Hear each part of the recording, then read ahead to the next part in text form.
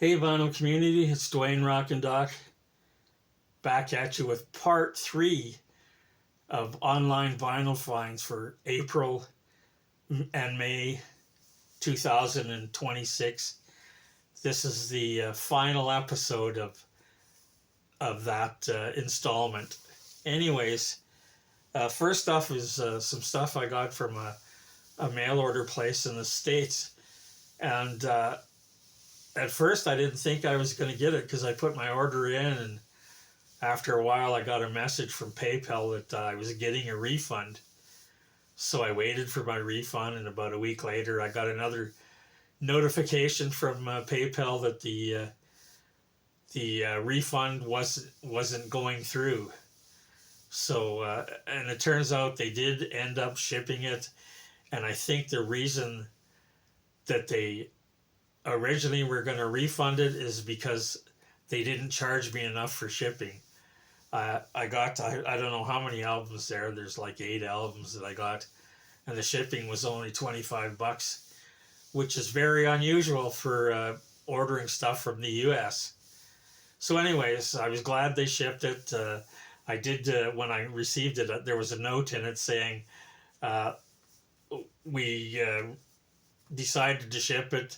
You got a really good deal on shipping, and there was an envelope with a $50 bill in for a refund on the 3 albums I didn't get. So anyways, like I said, I did get them. I got this thing, the Bosom Band, and their album entitled The Overgone Sounds Of. And I didn't know anything about this band, but the blurb that they had on the website sounded interesting, so I decided to take a chance. And it is a really good blues rock album, although it's mostly covers and pretty standard covers.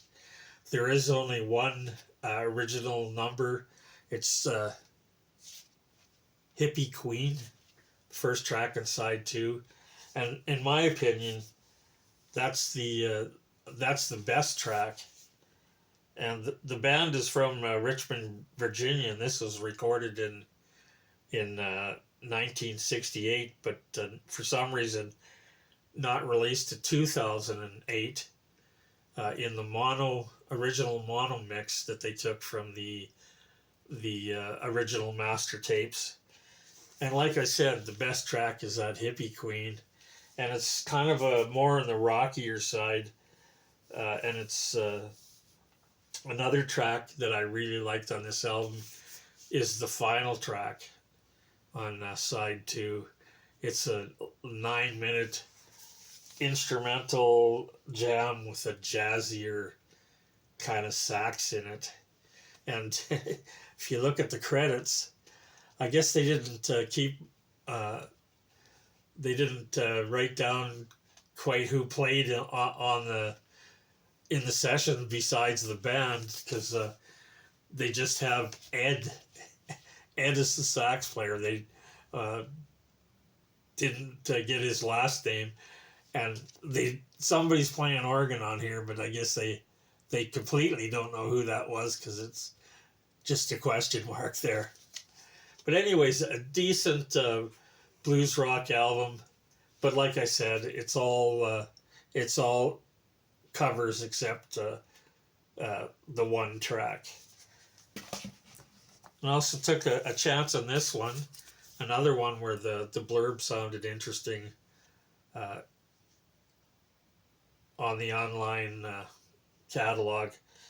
And this is a band called Baby, their self-titled debut album, which was self-released in 1974, and then they were picked up by Mercury in 1975, and this is the Mercury issue.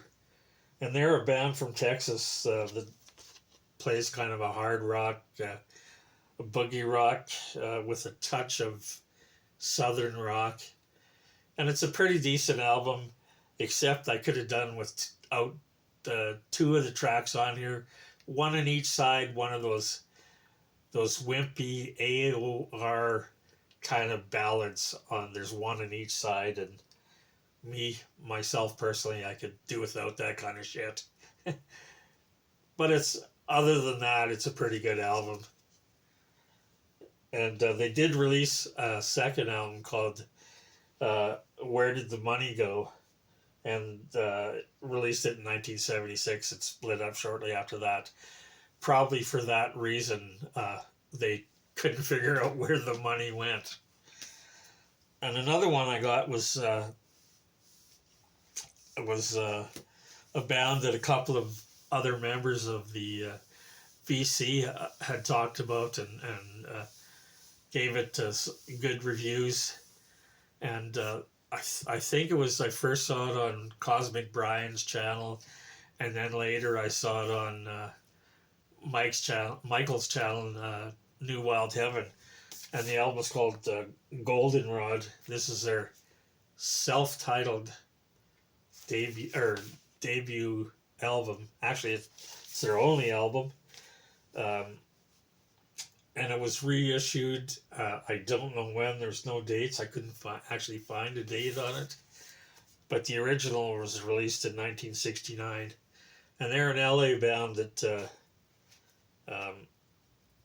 it actually only has 4 tracks, long psych instrumental tracks. There's the track listing on the back and the picture of the band.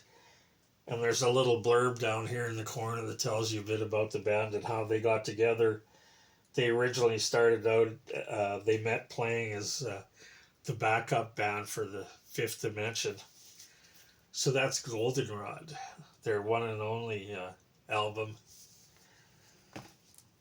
And I also picked up, oops, I don't have it in my pile. I picked up, here it is, a better copy, or I hope a replacement copy for Love Sculpture. I don't know where I put it. Forms and Feelings, but it's an upgrade. Cover's rough on it, but the vinyl was in really good condition, and everybody probably knows that they're a 1970s blues psych rock band featuring Dave Edmunds on guitar and vocals. Sorry, I don't know where I put that album. I think I had it set aside because I had the two copies, the one I had and the new one, and I was going to see which one was sounded better, and I was going to sell the other. So you guys probably all know what it looks like, and I don't know how to edit, so you're not going to see a picture of it pop up because I don't know how to do that.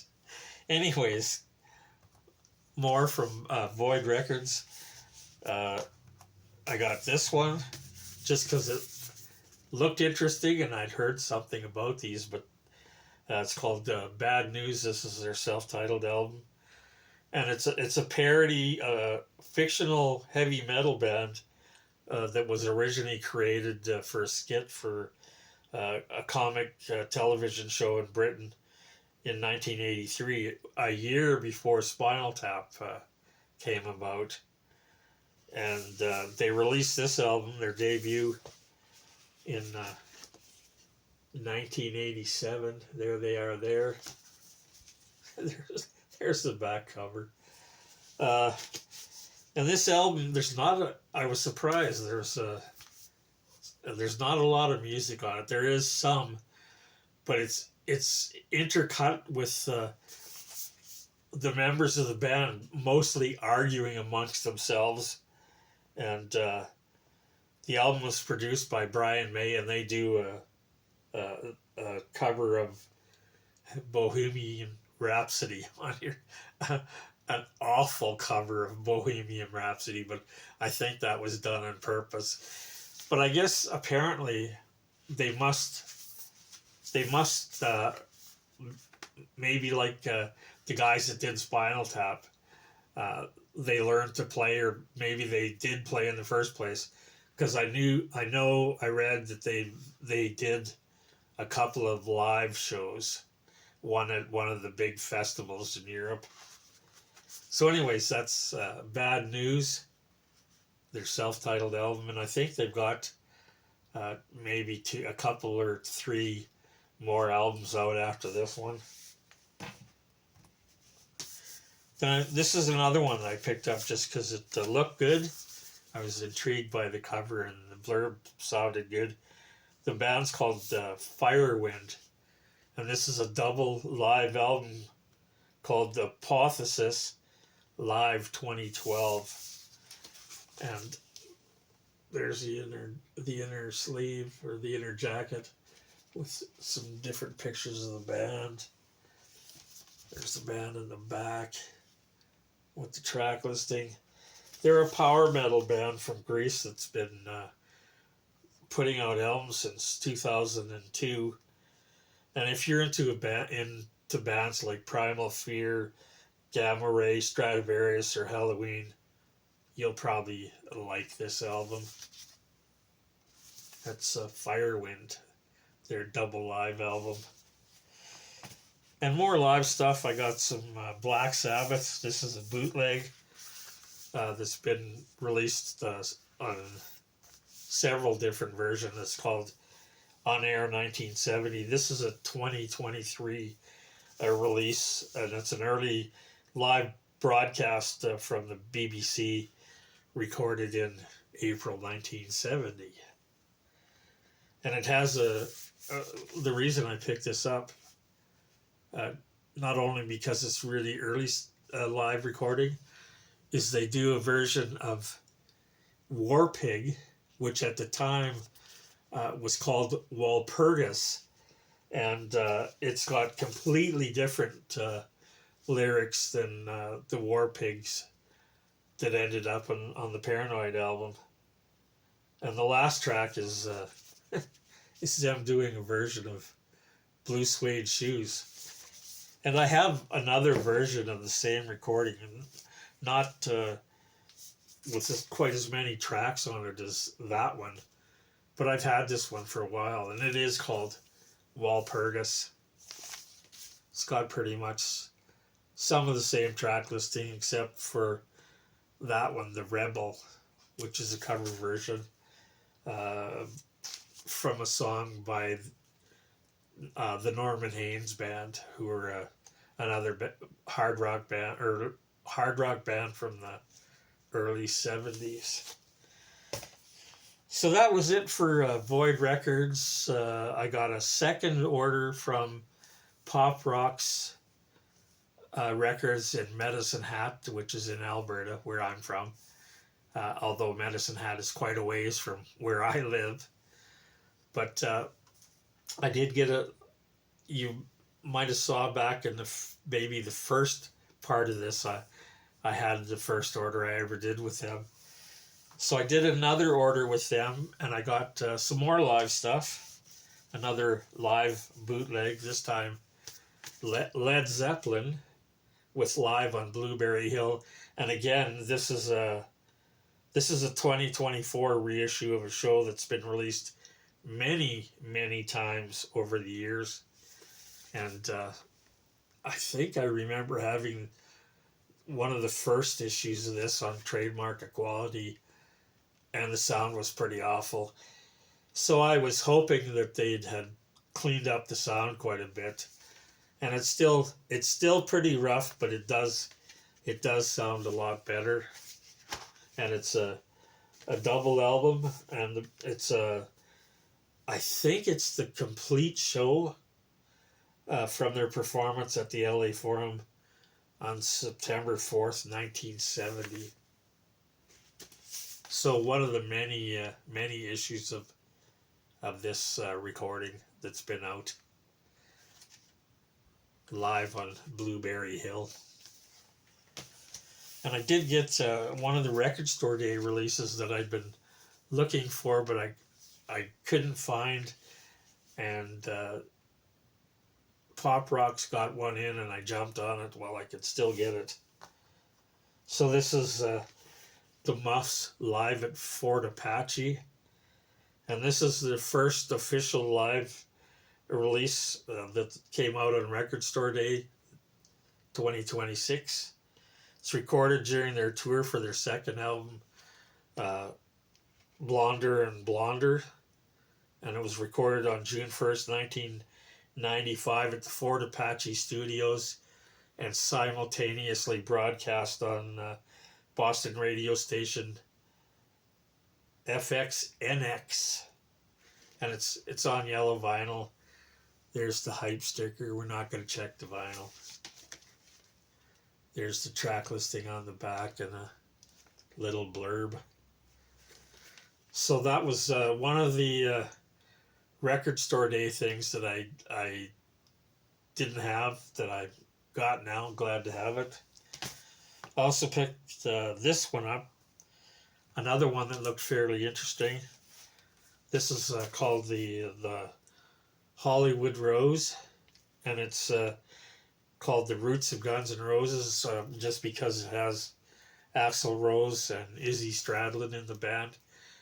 And this is the band that eventually turned into Guns N' Roses. And side one has the original 5-track demos that are pretty rough. And then side two consists of remixes of the same tracks that much improved sound quality. And but the album doesn't give any details as to when and where they were done, like their remixes. But the remixes were done by Gilby Clarke and Fred Corey. And like I said, they sound way better than the original 5 demo tracks. So if you're a Guns N' Roses fan and you want to know like what they sounded like before they actually came to be Guns N' Roses, you might want to check this out. Hollywood Rose was the name of the band. Then I got this one just because I don't really have any Bob Dylan stuff. This is Highway 61 Revisited. Besides his greatest hits volumes 1 and 2, this is the only Bob Dylan album I have so far. I decided to pick up some of the essential ones, so I started with this one because it was cheap. So I grabbed it just like I said, because it was cheap, and I don't have any of his albums, so I've decided to maybe grab a couple of the essential ones. So that was it for Pop Rocks Records, and I probably mentioned it in the first part. They not only sell records, but they sell candy too. Candy and assorted exotic drinks. So if you're ever in Medicine Hat, you could stop in and buy some records and get some chocolate bars. Anyways, I got a couple of things here that I ordered directly from the band. First up is the band called Feel. And it's not a band named Feel. It's a band called The Band Feel. Anyways, this is their self-titled debut that came out last year. They're a band from St. Louis, Missouri. And there's the track listings on the back. And they have kind of a punchy, bluesy, vintage sound that's heavily influenced by 70s classic arena rock. So if it reminds me of a bit of like the Black Crowes with a touch of Led Zeppelin. Really good album. If you see it online, check it out. Another one I got, and this one I pre-ordered like way before Christmas, and it finally showed up like around the end of May. And it's a band called the Karma Effect. The album's called it's called Cruel Intentions. They're a band from the UK. This is their 3rd release, which came out this year. And it's another band with kind of a modern a vintage sound, much like the band Feel that I just showed you. And they also have kind of a 70s classic stadium rock influence. And there's the band in the back with the track listing. And it's colored vinyl, a neat colored vinyl. This kind of red and white swirly thing. And it looks a little different in the back than it does in the front. And I don't know if this might have been an exclusive color for the pre-order, because I looked on, they're on Earache Records, and I looked in their catalog to see what this color, and I couldn't find it in their catalog. Here's the insert, another picture of the band, and then some notes on the back there. And it also came signed by the band. So pretty good record. I recommend that one. But here's my I don't know, I don't like that word, but a lot of people use it, the Grail find. Not that it's something you can't get, and it's really hard to find. It's just, for me, it was a Grail because it's pretty expensive. Well, it started out pretty expensive. There's a reissue. That's where I saw it. There's a reissue. I think it's coming, or it's already out. Same album. I think it's just a different color box, and the new issue comes not only with the vinyl, but it has the CDs in it too. Anyways, I'm talking about Beck, Bogert, and Appice, or Appice. Some say Appice, some say Appice. This is the Live in Japan '73 and Live in London in 1974. And before Jeff Beck passed away in January 2023, him and Carmen Appice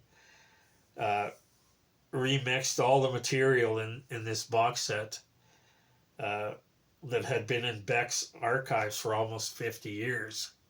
So luckily that happened. And Beck, Bogert, and Appice was a short-lived power trio supergroup formed in 1972 when Beck added Tim Bogert on bass and Carmen Appice on drums, both formerly from Cactus. And if you may remember your Cactus history, they were originally going to do this band in '69. All three of them had gotten together to work on a new band. But then Jeff Beck got in that car crash, and he was out of commission for a year. So the band, the Bogert and Appice, got together with a couple other guys, Rusty Day and Jim McCarty, and formed the band Cactus. And CSL Cactus is one of my all-time favorite bands. I guess it's I don't mean it in that way, but it's kind of a good thing Jeff Beck had that crash, or the band Cactus might have never come about. Anyways, here's the hype sticker. Tells you about the box. And it's a really amazing box. It's got this hardcover book. And it's got some great pictures, and it tells the story of the band. And it also has a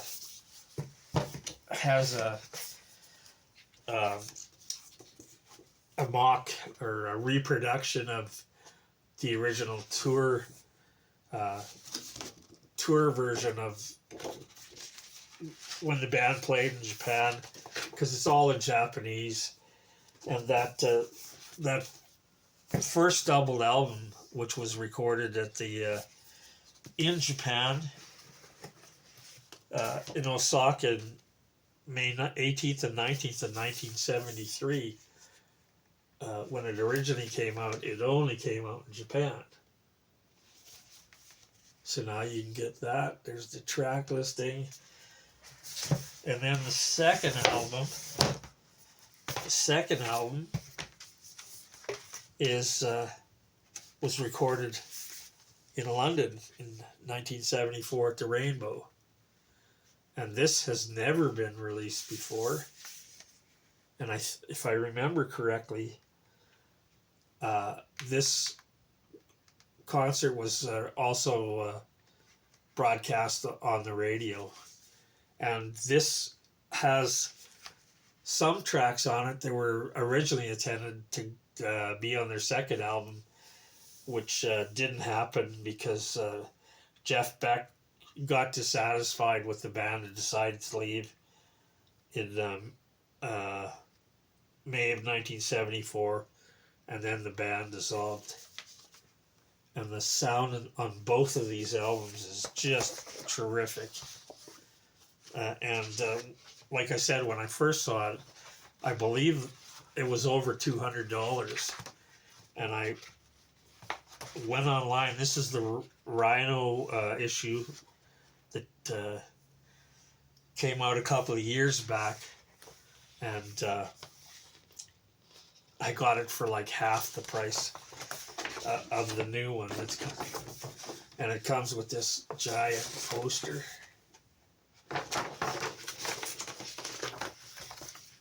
And there's the back cover with the track listing and a picture of the band right there. So I'm really stoked that I got that for a decent price, because I don't normally buy box sets because they're pretty expensive. But like I said, I got lucky. This one was a pretty good price. So when I saw it, I jumped on it. So now I have that.